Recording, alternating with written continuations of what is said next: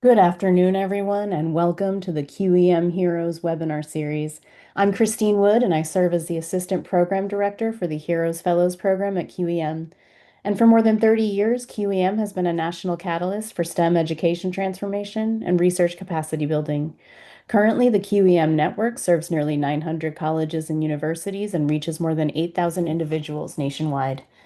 This webinar is part of the HEROES initiative. The HEROES program brings together former federal scientists to lend their expertise and support to the STEM research and education communities. Our fellows are here to provide tools and tips for navigating the funding landscape, developing STEM programs and partnerships, and improving talent retention in in-demand fields. We hope this series promotes engagement with our HEROES fellows and provides valuable resources to our participants. This webinar recordings and slides will be available in the QEM Resource Hub.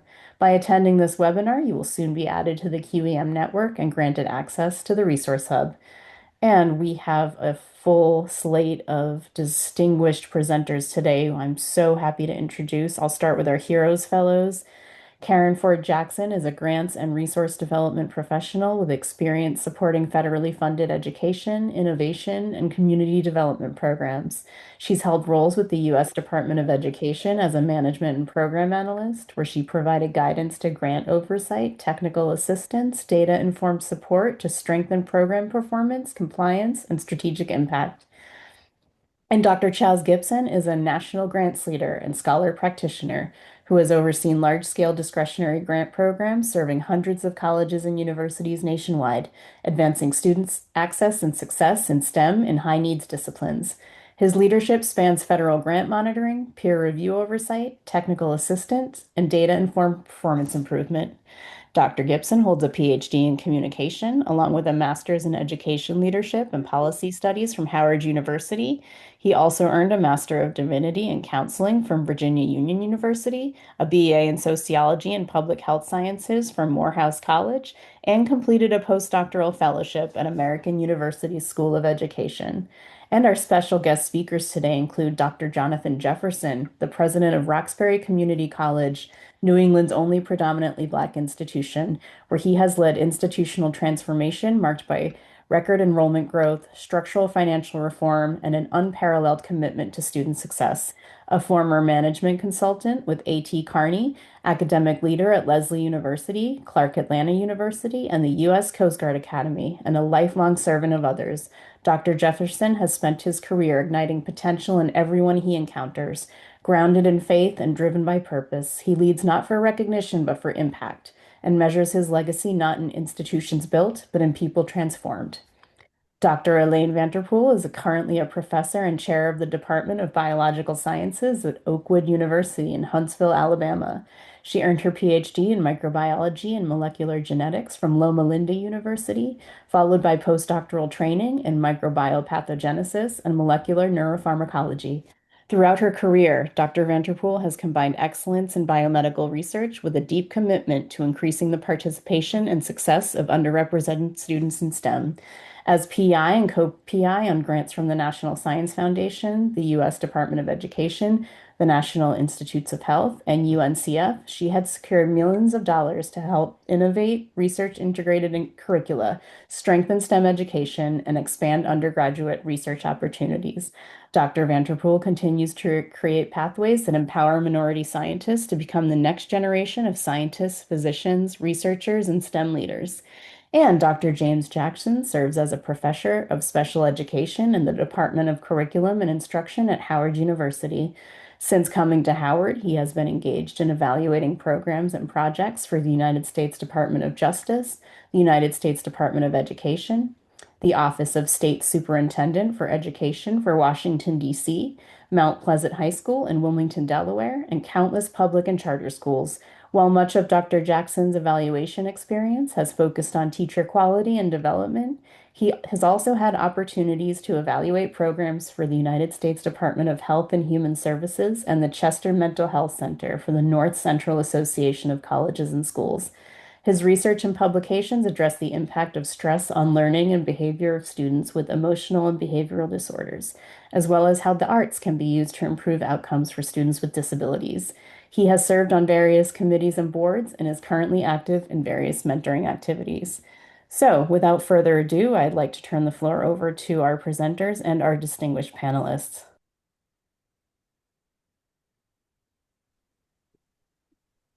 Thank you, Christine. We are so appreciative of that warm welcome. And good afternoon, everyone. My name is Dr. Chaz Gipson, and I'm accompanied by my colleague Karen Ford Jackson. So thank you again for joining us today for this conversation.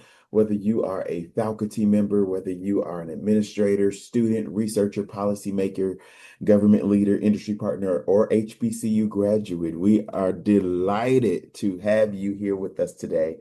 Today's conversation is not simply about responding to change, but it's about leading change.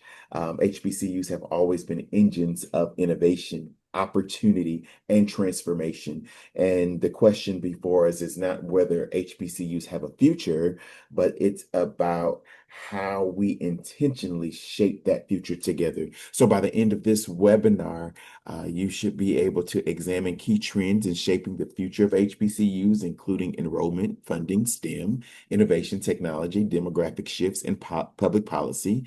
Explore strategies that strengthen student success, workforce development, and so on.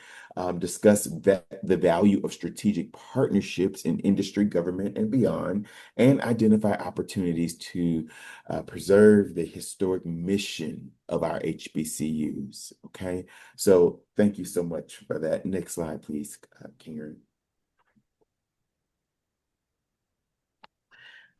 So this conversation, it matters, and it matters, and we think about HBCUs are navigating one of the most transformative periods in higher education history.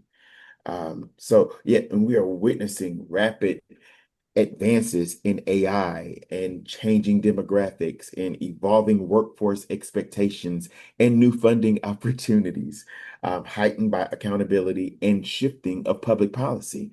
Yet, through every period of uncertainty, HBCUs have continued doing things the way they've always done. They continue to produce leaders. They continue to create opportunities. They continue to transform communities. Karen. So the higher education landscape is certainly changing, and it's changing through um, enrollment, technology, AI, STEM innovation, public policy, financial sustainability, and none of these trends exist independently. Every president, every faculty, every trustee, every student affairs leader experiencing this change simultaneously.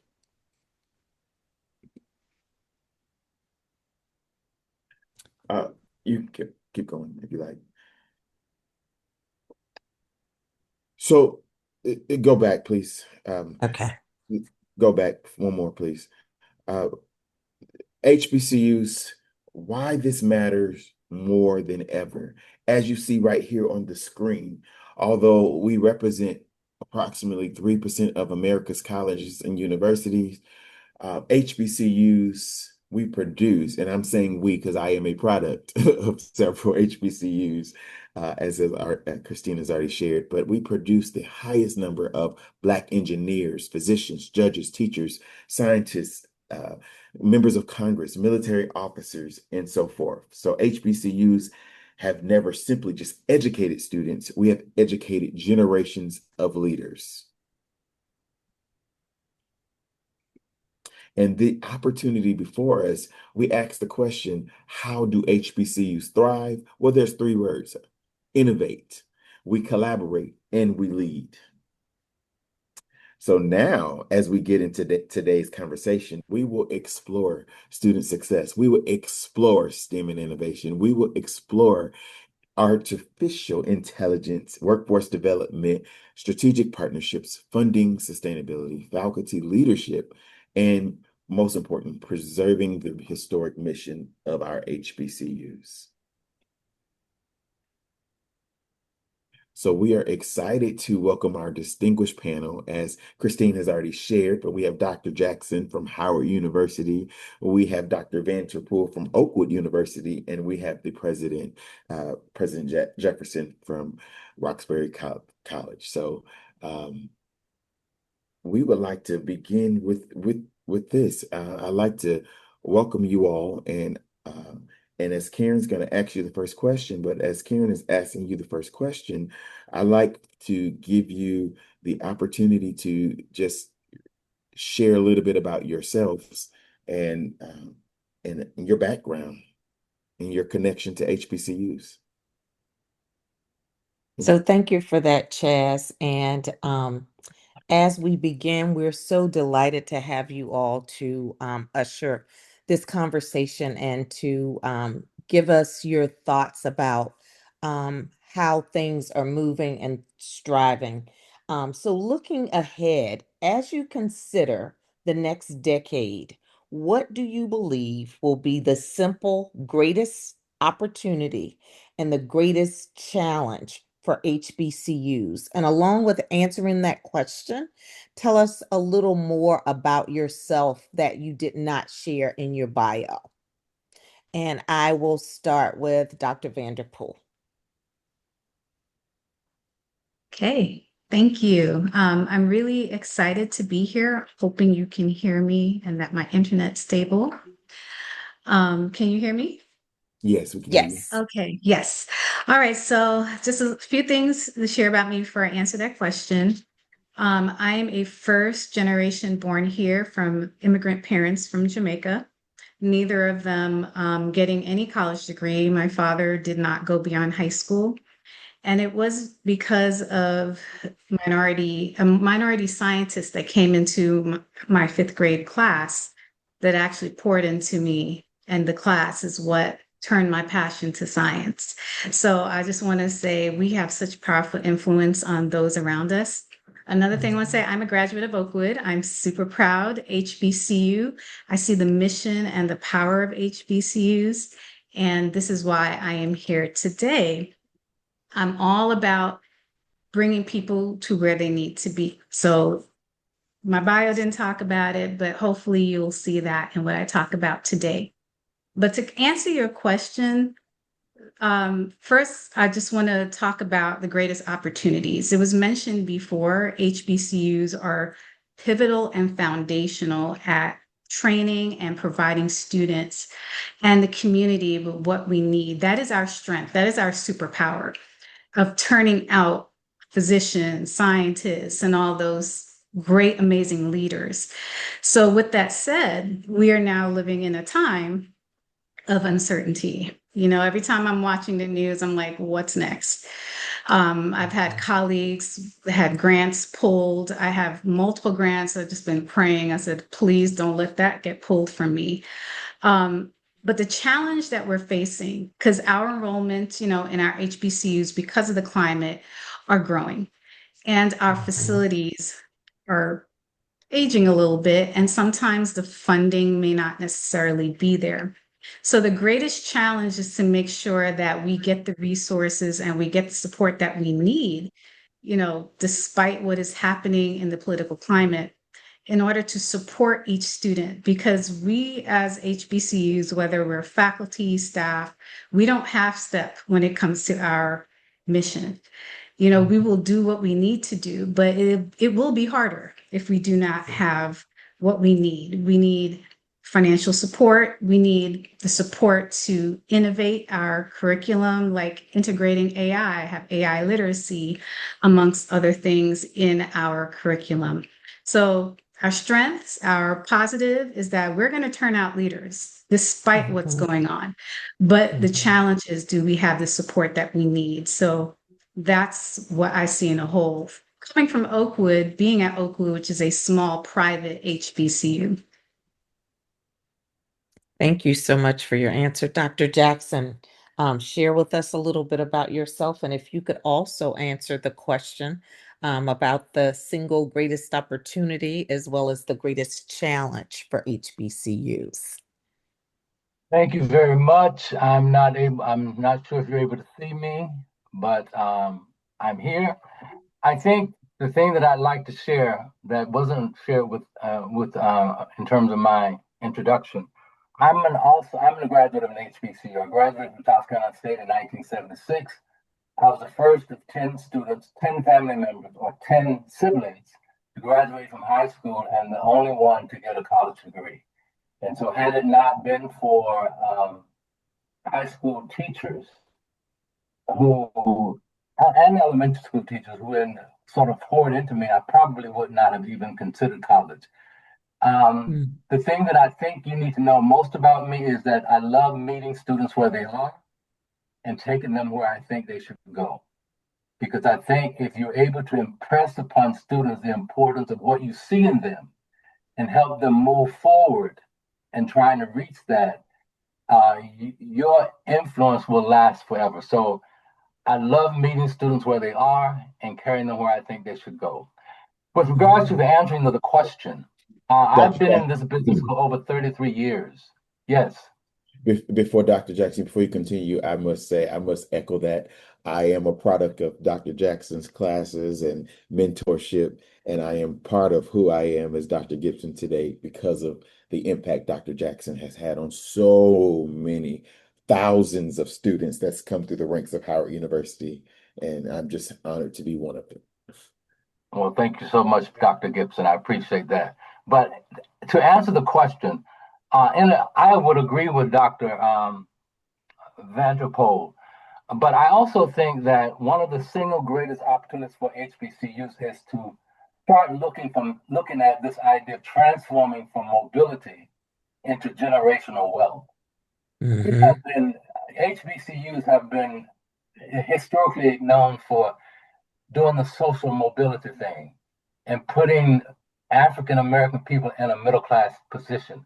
I think now we need to start thinking about how do we use the HBCUs to help African American people understand the importance of generational wealth.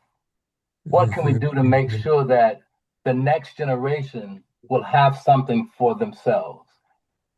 Because, if somebody had told me the importance of generational wealth, I probably would have purchased a house before I turned 65 years old.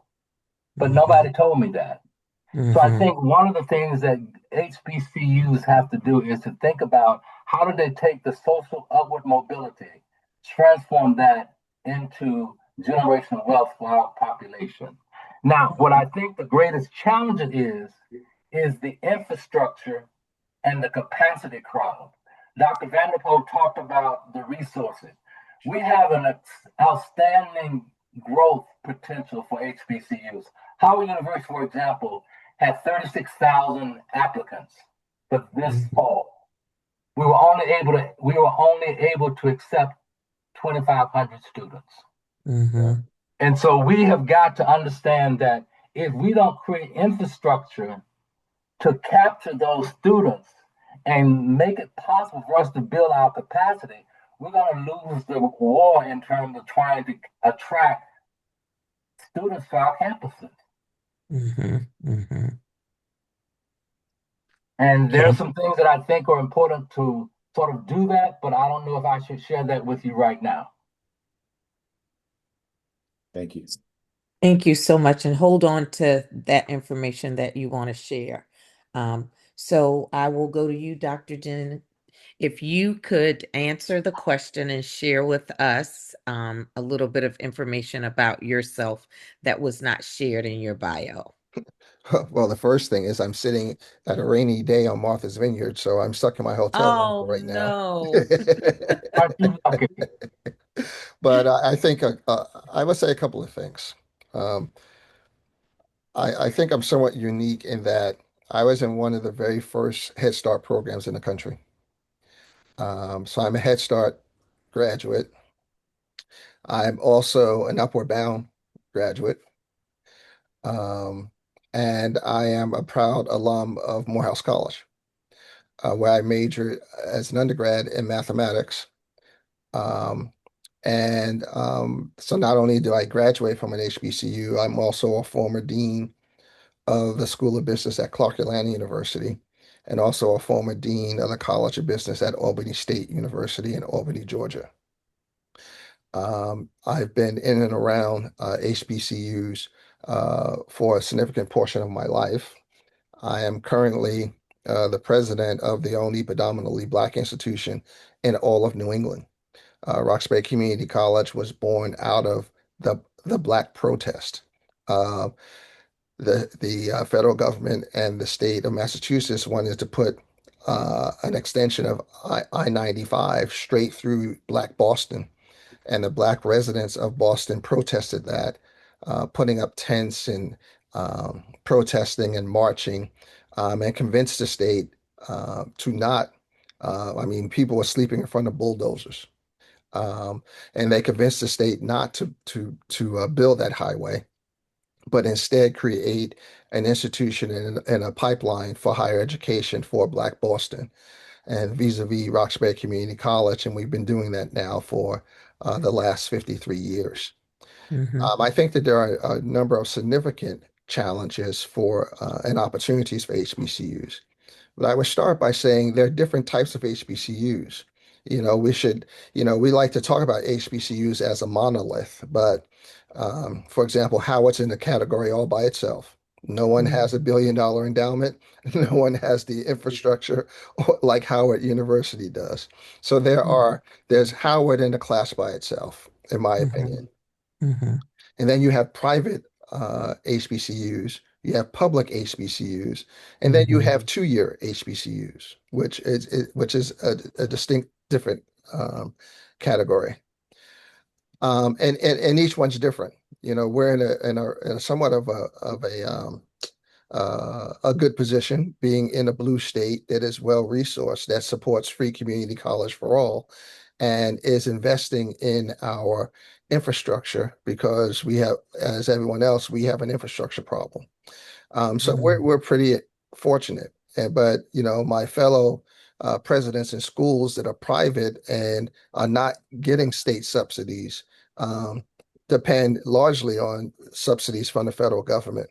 And those subsidies are, as everyone has stated, are challenging at the moment. So that's certainly something that we're looking at because we see this even at a school like Roxbury. We have 30% year-over-year growth. We have grown every year since COVID. And when free community college was instituted for all in Massachusetts, our enrollment grew by 30%. And we have sustained that 30% growth. And so we're busting out at the seams. And other schools are seeing the same thing because, fortunately, Black and brown students are going back to HBCUs. And so infrastructure will be a challenge. But I will also challenge HBCUs to take advantage of AI. And we can talk more about that and what AI actually can do for us and help us operationally. It can help us in the classroom. It can help us with research. And we really need to take advantage of these opportunities. Thank you so much for your question. And Chaz, Dr. Gipson, if you don't mind, I'll go to the second question. Yeah, that'd be great. And I think my mind is already thinking Dr. Jackson. I want to hear his response for Yeah, that. yeah, because I put him on pause, but now I want you all to really go for it. So this is about student success. Um, Today's students arrive with increasingly diverse academic, financial, and mental health needs. As you all know, there were students who were not admitted to Howard recently based on some financial mishaps. How must HBCUs evolve to ensure students not only enroll, but persist, graduate, and thrive? And so now, whoever would like to take it can go first. Well, I'll take it, given the fact that Howard has been in the news lately. Thank you I so think much. for, I think for me, having been in this business for 33 years, I'm and having experienced tremendous problems with the financial aid system at Howard. I think one of the things that we need to do, there are several things. One is to modernize financial aid and allow students to receive micro grants and emergency support if they are in need. Mm-hmm. Howard has a emergency fund to support students, but I'm not sure if students are aware of it. So I think making sure that we modernize financial aid and provide students opportunity and the information of what exists will be able to help them. We also need to leverage data analysis and engage in proactive advising. We cannot expect students to come to campuses if we're not there to provide them with the support.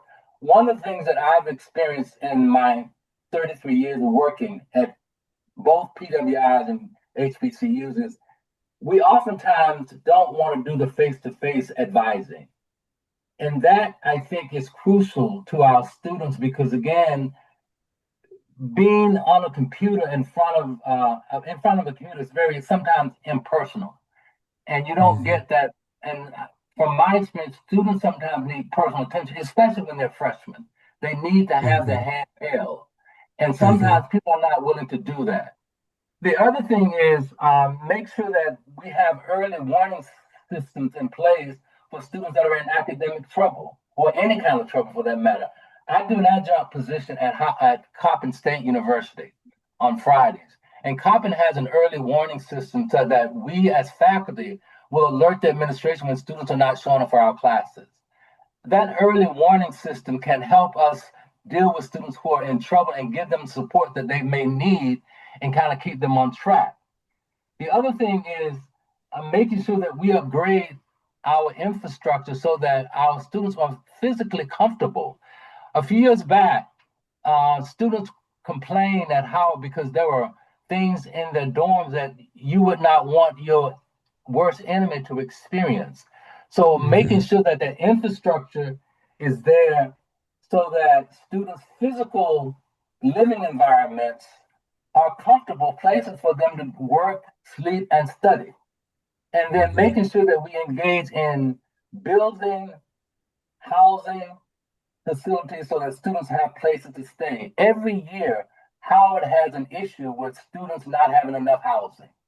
And I think Mm-hmm. if we want students to come and we want them to thrive, then give them a decent place to live so they don't have to go looking for their spaces themselves.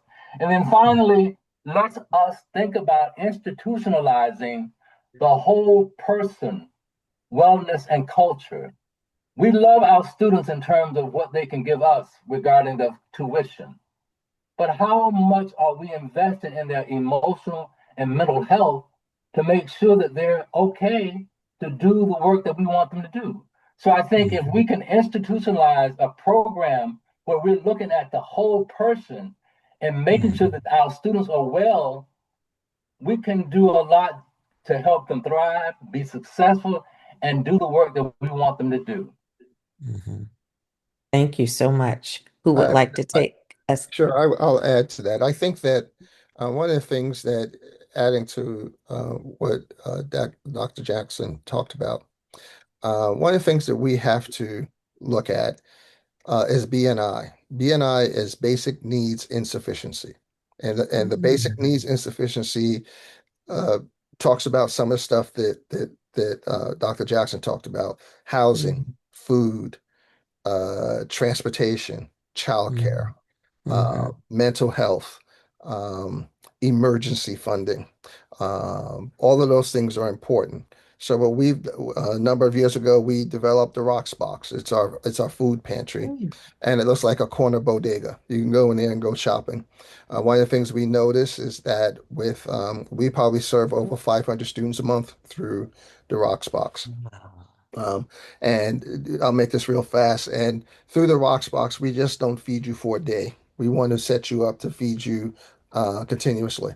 So when you come to the Rocks Box, we then connect you to all the other services that you need, whether that is transportation or housing or any of the other things that you need. The other thing we've done, and we've raised money directly for this, is for emergency funding for our students.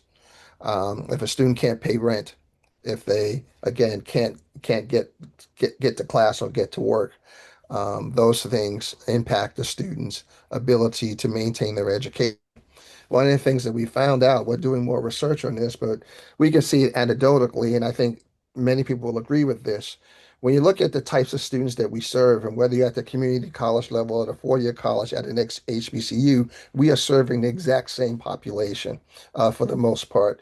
And what you see is that when things get tough for a student, when things are not working out for the best for them, the very first thing that goes is education. They drop education, and they drop it various ways by either deliberately dropping out of school, not turning in assignments, stop attending classes. And what they don't recognize is that they're actually ruining their academic records. And so doing the types of things that reaches those students, like Dr. Jackson said, through early alerts, early warnings, but also using AI to help you, not to substitute for what you do, but to help you to do a better job predicting how you get to those students before they are in trouble. Mm-hmm. So we're instituting a program now in which we are doing mandatory interventions and seeing our students every 4 weeks. The first 8 weeks of a semester are crucial. And before those first 8 weeks are the first 2 to 4 weeks, right? Making sure students are actually in class and going to class.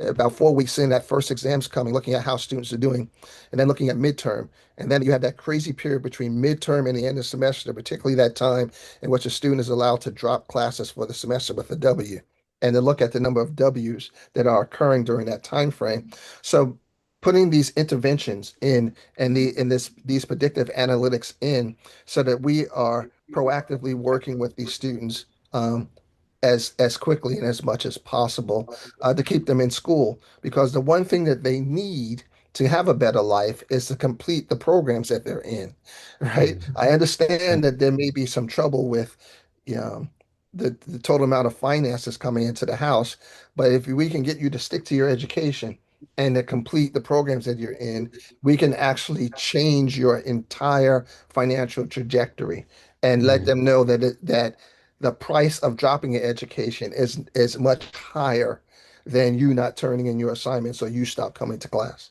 Mm-hmm. Mm-hmm. Thank you, Dr. Vanderpool. Would you like to add to that? Yes. So, of course, I'm not going to repeat what they said because I agree 100% that advising, everything that was said is important. But there's one thing that I found here that we implement at Oakwood that is actually helping to build and sustain the student just mentally, emotionally, physically, and that will then pipe into their retention and all of that stuff. Is that we're really mission driven here at Oakwood.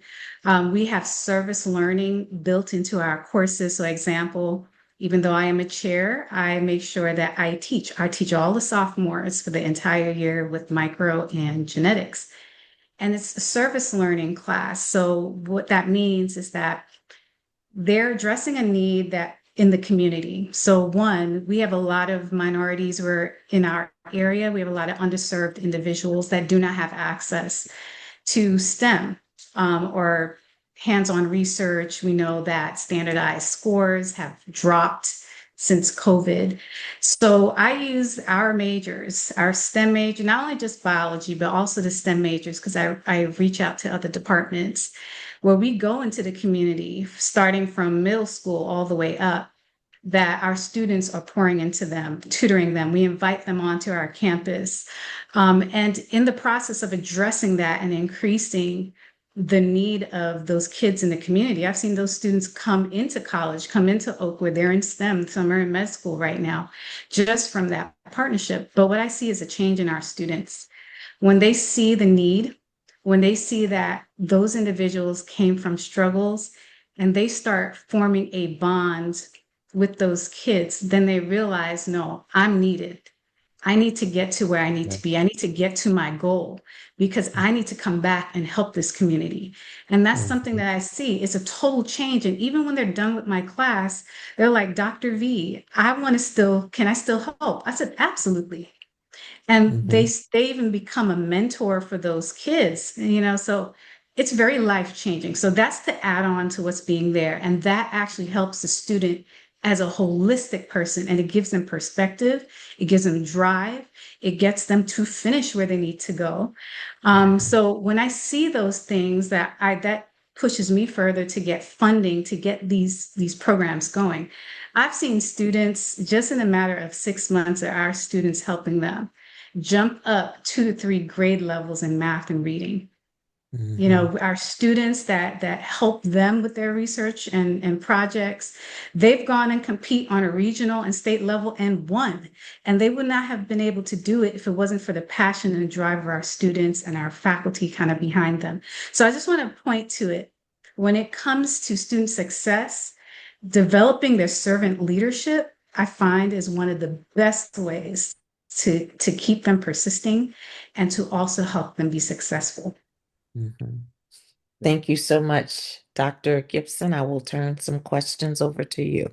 Thank you. And we'll skip around a little just due to timing, but I am interested in hearing your perspectives around the future of workforce development and STEM and innovation, and understanding that the nation's demand for the talent in STEM, AI, cybersecurity, healthcare, and other emerging fields continue to grow. How can HBCUs position themselves to lead in preparing the next generation of innovators while remaining true to their historic mission? And anyone that feels Sure. I think there are a couple of things here, Dr. Gipson. One is what we're doing at Roxbury. So we're transforming our school into what we're calling a career-ready work college. That doesn't mean we're putting everyone directly in careers, because at a community college, the next step in your career may be to go and get that bachelor's degree. Mhm. Um, Mm-hmm. and so, but through the career-ready work college, going back to what Dr. Vanderpool talked about, is that every student will have at least one paid learn and earn experience, whether they're on the degree seeking side or they're on the certificate seeking side, that every student will have a paid learn and earn experience. We're also creating, we're also training our students not for their first job, but perhaps for their second or third job. And we will do that through what we're calling career journeys. And so, let's say a student wants to become a phlebotomist, but his or her ultimate goal is to become a nurse. That we will actually train this student to become a phlebotomist, and then when they're probably 6 months to a year on the job, or depending on their motivation, immediately we'll put them in the track to complete all the prerequisites for the nursing program. They complete that track with a B average or better, they are guaranteed a spot in our nursing program. And so we're going to take them from being a phlebotomist to becoming a nurse, and they will do that with us over this sort of 1 to 3 to 5 year period. And for us, we're trying to change a generation. So you want to talk about workforce? I want to take you from making $20 an hour to making $70 an hour. And I can do that by helping you to become a nurse. And we're doing this through partnering with all the healthcare providers. We happen to be located in a city where we have some of the greatest health care providers in the world. The And so working with these healthcare providers to provide them initial, they could be initial jobs like medical assistants, phlebotomists. They can be associate degree nurses, RNs, but to continue these pathways for them to grow within those jobs. That's very, very important. The other thing that I will say, and I'll turn over to my colleagues, is that you heard me mention several times AI. Mm-hmm. AI is so important to us that we've now developed a fundamentals AI program that it's free, that we ask everyone to take. Whether you are currently a student or faculty or staff member, if you're applying to the school, we want everyone to take this AI fundamentals class. And we are starting a new program in the fall, which we're calling pre-college. Pre-college will start in the seventh grade. Early college will start in the ninth grade. And we want to introduce AI beginning in the sixth and the seventh grade, so that our students are getting used to it, and that we can build in their maker spaces. Right? We have a STEM maker space, and we want the students to build AI and STEM and to see what things they can create not only in STEM, but also in entrepreneurship and helping them to get that experiential learning. All these things are important for workforce development. And even when we're leading our students on to go on to complete the bachelor's degree, that they're actually completing bachelor's degrees in high demand fields that will enable them to grow their social and economic mobility. Now, we're not going to stop a student from, a student says that they want to be an elementary school teacher. Boy, have we got some programs for you. But if you said that I want to really do something that's in high demand, we're going to help for you to explore what you can do in those areas.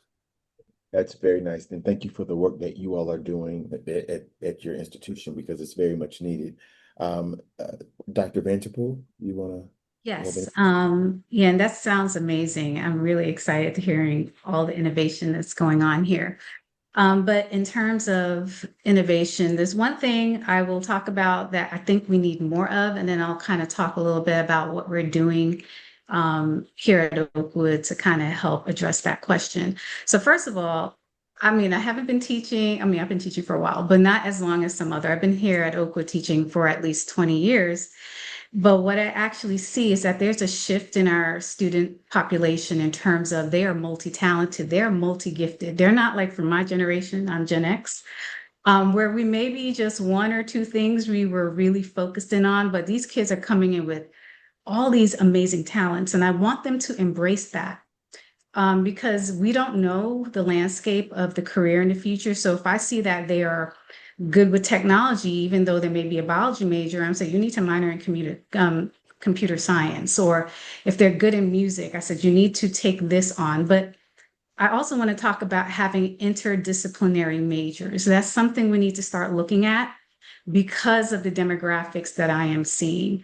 And we need to foster that. We don't need to operate in silos. So that's that. But really quickly, one thing I want to talk about with the innovation and supporting for the workforce. I know it's a lot of money, to write grants, to get grants for research, and you can only incorporate a certain amount of students because research and having access to research for the students is very important. And that gives them the skill sets that they need. It sets them up for internships. We do have internship campaigns here where we do at least have about 35% of our student population in our department doing internships every summer.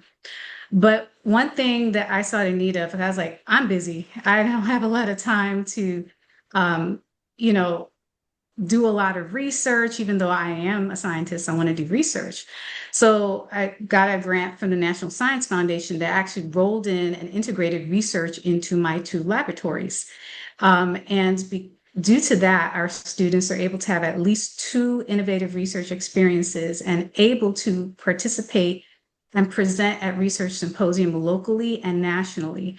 So what we need to look at more is how we can use whatever limited resources we have and the limited time we have, because we know at HBCUs, we kind of overtax ourselves because there's not as many faculty to teach as many classes. So we kind of take on a lot.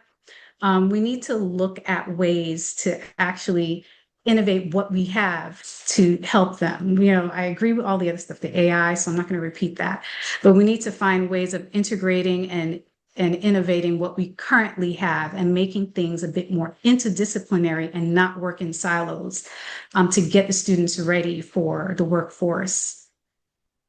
Mm-hmm. Thank you so much. What I'm going to do, because we're approaching our time, and I still want to see if our audience have any, or our guests have any questions, but I'm going to ask Dr. Jackson to start with this next question. And if you want to embed anything that was not stated or that you had from the workforce, you can as well. And I'm going to combine this. But I'm going to ask you in terms of what investments should HBCUs make in terms of faculty development, leadership pipelines, organizational culture to remain competitive in higher education. And what I'm going to also combine that in how should HBCUs leverage AI. We've heard President Jefferson talk about AI and some of the things that they're already doing, but how should they embed AI and other technologies to improve teaching and research and student support for institutional effectiveness? So however you want to answer that question from your experience. So what investments should HBCUs make? I think in terms of trying to develop faculty leadership pipelines, what have you, one of the things that I have been seeing at Howard, Howard has been really fortunate in the sense that it has received so much money from private foundations. And that money has pretty much gone to providing opportunities for faculty to enhance their research. I remember recently doing a survey of a grant that was received from one of my colleagues in the School of Education, where she actually is working in collaboration with several other HBCUs to see what the research needs are for African American faculty at HBCUs. And so, what are some other investments? I think if we can focus on faculty development in terms of how to get our faculty to embrace AI as a part of their teaching, is one of the things that will help enhance our skill set. The other thing that Howard is doing is that he's looking at trying to use all of these new technology hubs to sort of think about how they can create, modernize, and attract individuals in that, so that Howard is now thinking about looking at competitive ways in which they will compensate faculty for the work that they're doing. They're looking at, there are some other institutions that are doing endowed chairs for faculty. They're also saying that we need protected time to do our research, because Howard just recently became a Research One institution. And previously, we were challenged with teaching a large number of courses. So now we're trying to think about, well, maybe we need to be looking at minimizing our teaching load, because some of us are teaching 3 courses a semester, which is 6 courses a year. And that's a lot, on top of trying to do research and trying to advise and trying to do service. It's a lot to do. And so I think looking at trying to figure out ways for faculty to have the time to do the research, to do the writing, to do the grants, I think will be a very good thing for us to think about doing for the future. The other thing is making sure that older faculty members are comfortable with the AI technology and other forms of technology that are being used. Howard has a large number of older faculty members, and some of them, they're struggling. And so I think if we can spend time with trying to figure out a way to help the older faculty members and learn more about how to integrate the technology into their classes, I think that would be a plus as well. In terms of leadership, looking at how we can create executive mentorship programs. Georgetown University has an executive leadership program. If Howard would do something like that, it would help a lot of young upstarts, young Black upstarts, who sort of think about how they can also become part of the executive group of individuals. And then, of course, looking at modernizing the board of governance training, because, again, Howard's board of trustees, for example, is a very strong component in our institution. And I'm not sure if they are connected in a way that they should be to faculty, staff, and students. One of the things I was reading earlier about when Howard did the enrollment, one of the comments that I heard from one of the students was that, the board does not understand the magnitude of this problem, because they're an elitist group, and they're not necessarily interested in interacting with those of us who are not in that group. And so I think if we can start looking at how we can sort of bring everybody together to figure out how to improve things for everybody, I think it would be a really good thing to do, because this top-down approach does not work as well anymore. Mm-hmm. Mm-hmm.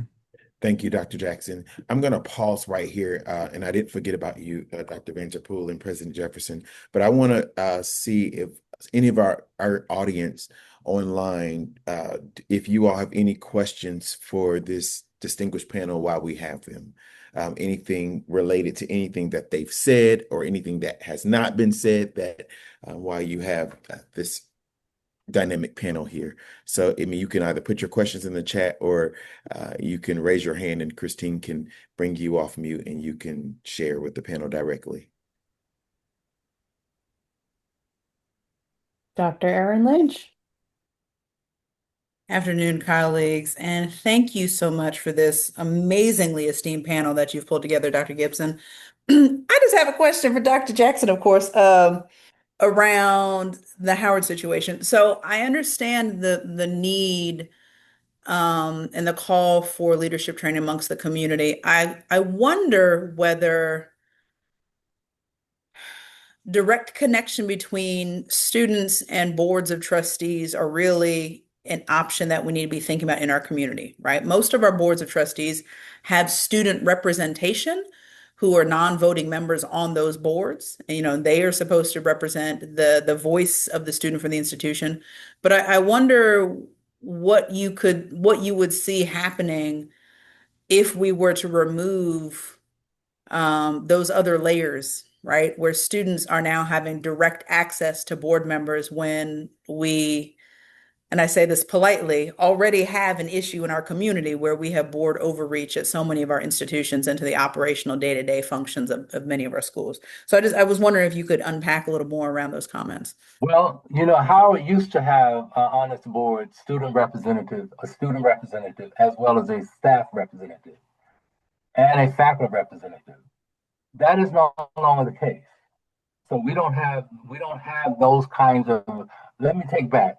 There is a faculty representative from the faculty senate, but in terms of the students and staff, there's not a lot. There's not. Howard got rid of that some years ago. I think while it may be impossible for students to have access to the board, I think if the board members would make themselves visible and appear to be student friendly, they don't necessarily have to be in front of students' faces. But if they could somehow convince students that they understand the plights in which they're in and try to provide some kind of language that will assure students that they are caring about them, I think that would help a lot. I don't necessarily need you to be present, but I need you to know and understand my concerns and do something about it. That's what I'm speaking to. Mm-hmm. Because at the end of the day, our students are our support. If they're not coming, then we don't need to be there. So I think the board of trustees need to be able to be a little bit more transparent in terms of having some kind of connection to students, either through emails, through some kind of communication, but to just close the doors and say you don't matter, it doesn't work for me. Yeah, It does I not. think that's a different context though, right? Because Mm-hmm. Howard does not have student voice on its board, but so many other of our HBCUs do. So I guess that's a different context for me. So thank you for that. Yeah, which is what the president was talking about earlier. HBCUs are different. Mm-hmm. And Mm-hmm. while some may have student representatives, Howard got rid of his student representatives some years ago. So I think we need to really think about how important that relationship is between the board and the students, because students' voices need to be heard. Mm-hmm. Mm-hmm. Yeah. Thank you, Dr. Lynch, and thank you, Dr. Jackson, for that response.